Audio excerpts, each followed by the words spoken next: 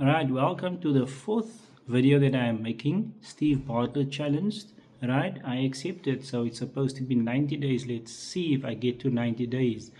Right, so this is a continuation of the universal blueprint for audacious achievement. We all want to achieve big goals, right? At some time, everybody wants to achieve a massive goal. The question is, do you believe in yourself that you can do it? And that is exactly what Pillar 1 is about, where I stopped yesterday. So, Pillar 1 is the foundation of unwavering mindset. The most important thing that you have to have first is you have to have unwavering belief in yourself that you can achieve the goal that you have decided to, right? If you don't have the belief, what's going to happen? You're not going to even bother to try and do it. Or if you do it, you already have a defeatist mindset, pessimistic thinking is not going to work, so you're not going to put in enough effort. Then when it fails, you say, well, see, I knew that was going to happen, meaning you already expected to lose. So expectation is important, and I'll get back to that sometime again later, not today but later. So number one of this pillar of unwavering mindset is you have to take 100% responsibility for your outcomes. So even if other people are involved and you think, okay, I'm going to blame this one, I'm going to blame that one, and so on, you have the responsibility to learn from it. Like, for example, let's say at the beginning you don't know anything about a person, but you give them a chance, you give them a chance, you give them a chance. But eventually, if they prove that they do not want to work well in a team or do what they're supposed to do, hopefully you are doing what you are supposed to do and you are giving your 100% and you are doing, as I say, what you're supposed to do. And then if the other person is not playing the game as they are supposed to, then it is your responsibility, after having maybe talked to them a few times, to realize that maybe I must walk away, maybe we need to change this member of the team. And I know sometimes that is not always possible, so then you just have to find some way of making it work. But at the end of the day, know that you have to take 100% responsibility for what is happening. That is major important. It says here, a foundational principle observed across high achievers is the unwavering commitment to taking absolute responsibility for one's life outcomes. This core concept asserts that individuals are solely accountable for their achievements, failures, relationships, health, income, and emotional states, irrespective of external circumstances. Right? At the end of the day, we are in charge of our emotions, of our response.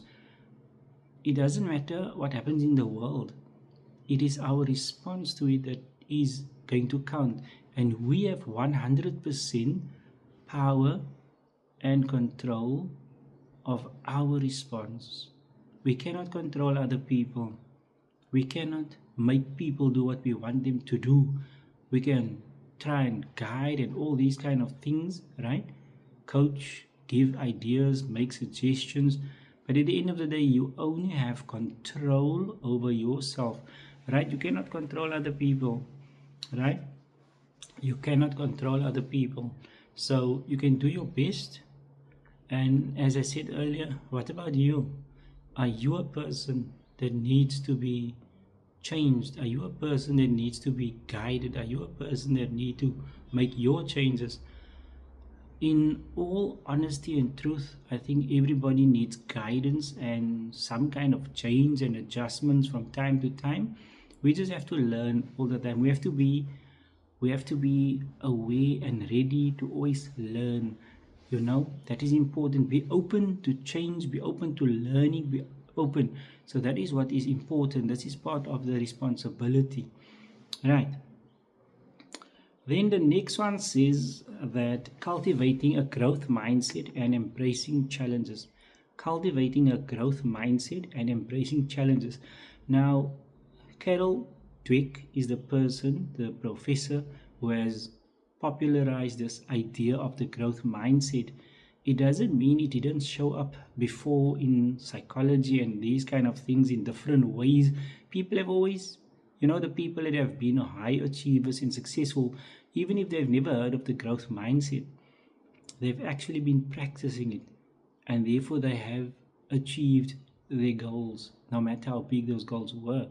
So, long time ago, before Carol Dweck did a research, people were successful, were they not? Yes, right. But the idea of the growth mindset is a wonderful idea. It's a great idea. It's a great idea, and it works, right?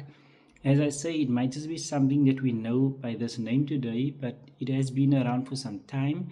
So you must cultivate a growth mindset. Cultivate, what does the word cultivate mean? It's like a garden. You can plant what you want, and then eventually the things can grow that you've been cultivating and nurturing and so on. So you can cultivate a growth mindset. It's not something you are born with. It is something you can cultivate. What is a growth mindset, right? High achievers consistently demonstrate a distinctive approach to challenges and setbacks. So, high achievers consistently demonstrate a distinctive approach to challenges and setbacks, viewing them not as insurmountable obstacles. Insurmountable meaning you can't, like a mountain, you can't get over that mountain. It's an obstacle, you can't get through the obstacle. No, they don't see this. They see the obstacle, they see the challenge, but they believe that, you know what, there must be a way how to get around it, under it, through it, over it, whatever. But there must be a way. I just have to figure out what the way is. And that is a growth mindset. You do not let a challenge stop you if you try 1, 2, 3, 4 times. You keep your mind on the idea that, you know what, and it's not only growth mindset, it's also learning. So every time you try something, you say, I'm learning, I'm learning. And that is exactly what Edison, the guy that made it possible for us to light the world, with the light bulb, he did it by saying, I'm going to try another way and another way and another way. And it is said that he tried about 1,000 or over 1,000 different ways of how to make that light bulb work so that it can become a commercial product. So, yes, viewing them not as insurmountable obstacles, but as invaluable opportunities for learning. Can you see? So you are learning. So, what am I learning from this? So this didn't work, that didn't work. And not only that, you can use it at the next time. At some next time, this lesson, you might just remember it and say, oh, I remember this lesson from that time. I'm going to try something different here.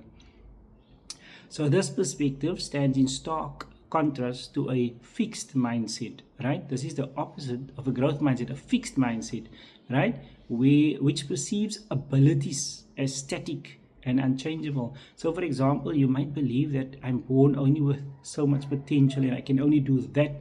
I cannot learn more, I cannot change more, I cannot adapt more, I cannot become better than I am. For example, if I get a 70% in a certain exam, I'm only in a certain subject or area, or when I'm at university or anywhere, then that is just who I am. I get 70%. Kind of like the idea that it is fixed there, you can never overcome it. But that is the difference between a fixed and a growth mindset. A fixed mindset says, I'll never overcome it. My ability is inside of me. It is static. It cannot increase. My brain is already, formed. It's done. I can't change it. But what we learn in neuroplasticity is that your brain can change. Your brain actually is always changing. It's never the same. So you can change, and that is part of the growth mindset. Right? And that is it for today. I will stop right there. Thank you. I hope you tune in again. This is Berserkable channel chapter 4, and I hope that we'll see each other again. Like and subscribe, the story. Thank you.